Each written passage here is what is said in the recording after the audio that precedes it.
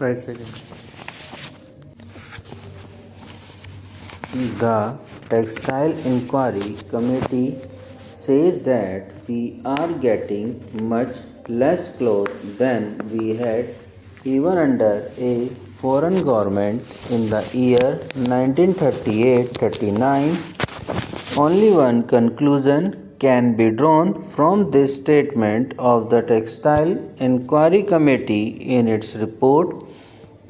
I have great respect for his intelligence, and I know that the meaning of the report will not have been lost on him.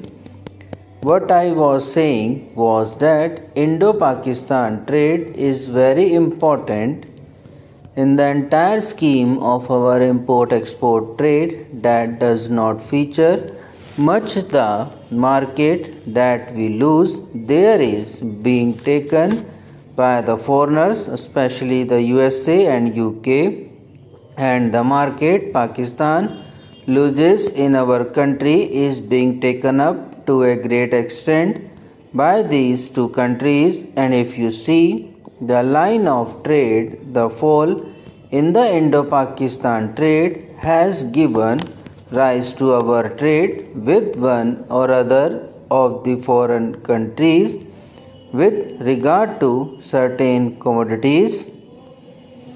Our import and export policy does not take initiative to see as to how the trade could be developed with Pakistan.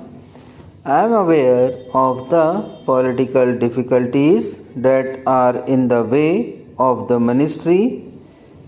At the same time, it is the duty of the ministry to take initiative and bring home the fact that unless and until we put our trade between these two countries where normal and natural economic ties have been disrupted on a proper footing, there will always be disadvantages on our side, and certain other interlopers will come in and take advantage of that situation in order to ruin our economy, and that precisely is what is happening today. If you carefully look into the developments in that connection, there is yet another problem of our relations with UK that calls for a separate treatment. In the old days, the honorable ministers and their leaders and their camp followers were all complaining against the preferential treatment that was then called imperial preference. The various agreements that were arrived at unilaterally for fleecing India's economy. Times have changed, and no longer are we supposed to be in the British Empire. We are a Commonwealth country and a republic. But what about those preferences? Have they all been abolished? Who are deriving all the benefits out of them? That is a point which needs clarification. Whenever we raise that point, we are told that we are deriving more benefits because of these preferences than the United Kingdom. But whenever we read their papers, their London Times, economic section, and all other papers emanating from the city of London, we find that they tell their own people that they are happy that they are having this kind of relationship with us, and they are gaining by such preferences. Now, are we to understand that we are both gaining as a result of these preferences? I don't think so. The position is not at all so. On the contrary, as a result of these preferences India stands to lose, that position I think has not been altered to the satisfaction of our country, and the Honorable Minister will perhaps clarify that position when he speaks. If these preferences work to the detriment of our economy, the time has come when we must give them up. We need not go in for such preferences, and I am sure that the policy which is required has got to be adopted in the interest of our entire economy, not merely in the interest of our foreign sector, and not merely in the interest of any particular sector. Reference has been made to sterling balances. I don't know how much of the sterling balances is left at the moment. It would not exceed 740 crores. It may be much less.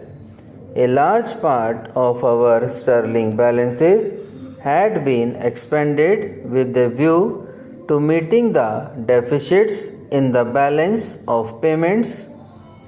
It was thought at the end of the war that these balances, which had accumulated there, would be utilized for financing certain developments in our country, for developing the economy in our country, in particular for importing machinery that we direly required. After the termination of the war, the reverse process took place. I would only mention what Sir Winston Churchill, the Prime Minister at that moment, has written in his war memoirs. He is very bitter about India's claims on sterling balances. He says that he does not like at all that India should make demands on the sterling balances. He thought that he had saved India, and therefore India had no right to claim the sterling balances.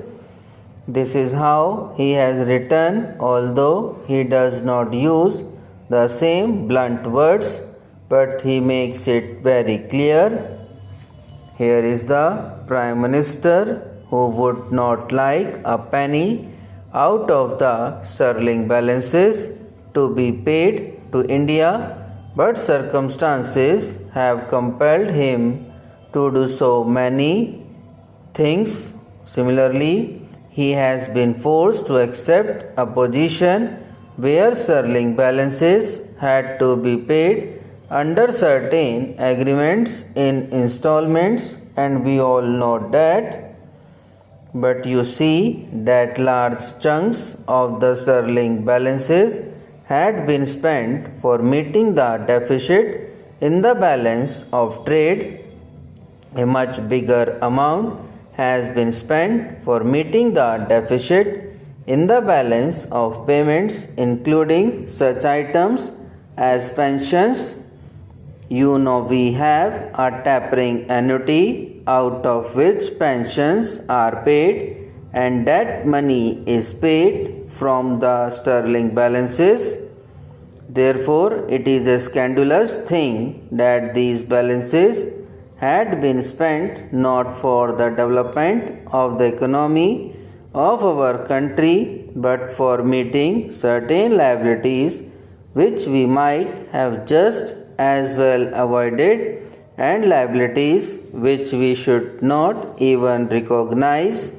For instance, the liabilities with regard to pensions and all that.